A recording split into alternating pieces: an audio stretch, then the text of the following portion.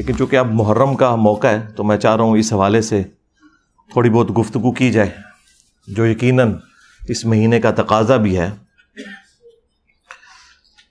میرے بھائیو، سانحہ کربلا وہ حادثہ ہے کہ جسے امت کبھی بھلا نہیں سکتی، کیونکہ اس کی وجہ سے امت کی جمعیت ٹوٹی۔ اس میں اس کا قصور نہیں تھا، اس کو بنیاد بنا کے، اور پوری دنیا کے اندر دو فرقے بن گئے، سنی اور شیعہ کے نام کے اوپر۔ ہمارے نزدیک تو دونوں مسلمان ہیں اپنی غلطیوں کے باوجود۔ انیشلی یہ اختلاف ایک سیاسی اختلاف تھا، پولیٹیکل اختلاف تھا، عقیدے کا کوئی اختلاف نہیں تھا، لیکن وقت کے ساتھ ساتھ یہ اختلاف اس لیول پر بڑھ گیا کہ آج عقیدوں کی شکل اختیار کر لی ہے، اور اس ایکسٹریم رویے کی پیش گوئی اللہ کے محبوب صلی اللہ علیہ وآلہ وسلم نے پہلے ہی فرما دی تھی۔ چنانچہ اہل سنت اور اہل تشیع دونوں کے ہاں یہ حدیث موجود ہے۔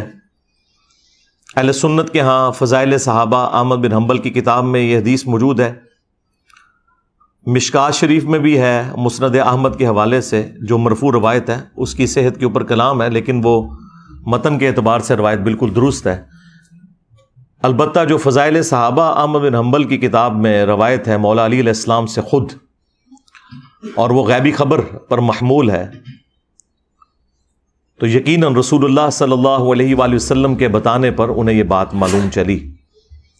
اور سیم روایت نہج البلاغہ اہل تشیع کے ہاں جو مولا علی علیہ السلام کے خطبات ہیں ان میں بھی موجود ہے کہ سیدنا علی نے کہا کہ میری وجہ سے، یعنی مجھے بنیاد بنا کر، دو فرقے گمراہ ہو جائیں گے اور دو جہنم میں چلے جائیں گے۔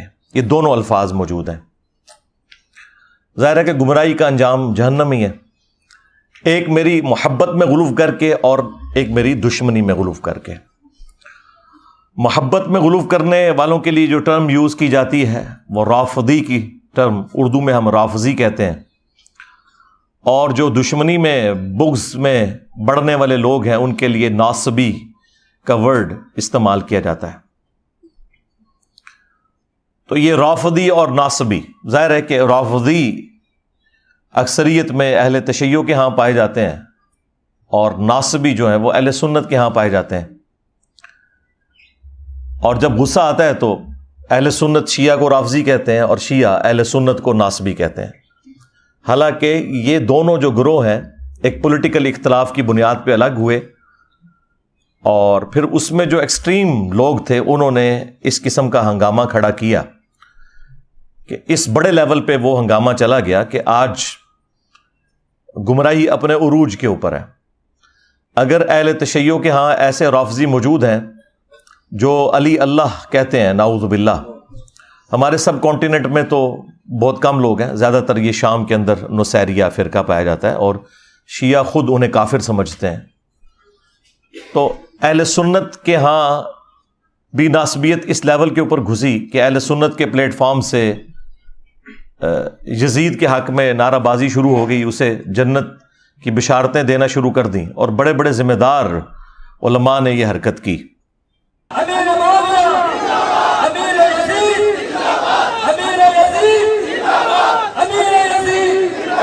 کیا یزید کو حضرت امیر المؤمنین یزید رحمۃ اللہ علیہ کہنا جائز ہے؟ تو میری اس بارے میں جو رائے ہے، اور استخارے کے بعد رائے ہے، کہ ہمیں محتاط انداز میں ایک دو الفاظ ضرور کہنے چاہیے۔ وہ لفظ آپ اور زیادہ نہیں تو کم از کم اتنا کہنا چاہیے کہ حضرت یزید رحمۃ اللہ علیہ، حضرت یزید رحمۃ اللہ علیہ کہنا چاہیے۔ As far as your understanding about the wall of Karbala, you said that Yazid, may Allah be pleased with him, Yazid, may Allah be pleased with him, Yazid, may Allah be pleased with him, that he was ferocious and he was a villain, etc. There's difference of opinion. We're not here to discuss about history, and neither do I want to get a difference in the Muslim Ummah. What we say, there's a difference of opinion between the Sahaba. That's history.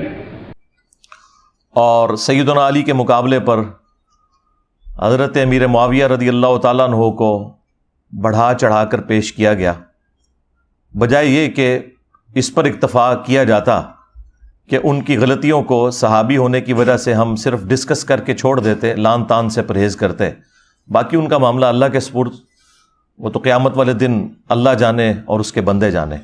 لیکن یہاں پر لوگوں نے جو قاتلین اہل بیت تھے ان لوگوں کے ناموں کی کانفرنسز کرنا شروع کر دیں، مقتولین کو بھلا دیا، بجائے یہ کہ عمار ابن یاسر کے اوپر کوئی کانفرنس کی جاتی جو اولو العزم اصحاب میں سے ہیں، سابقون الاولون میں سے ہیں، اصحاب بدر میں سے ہیں،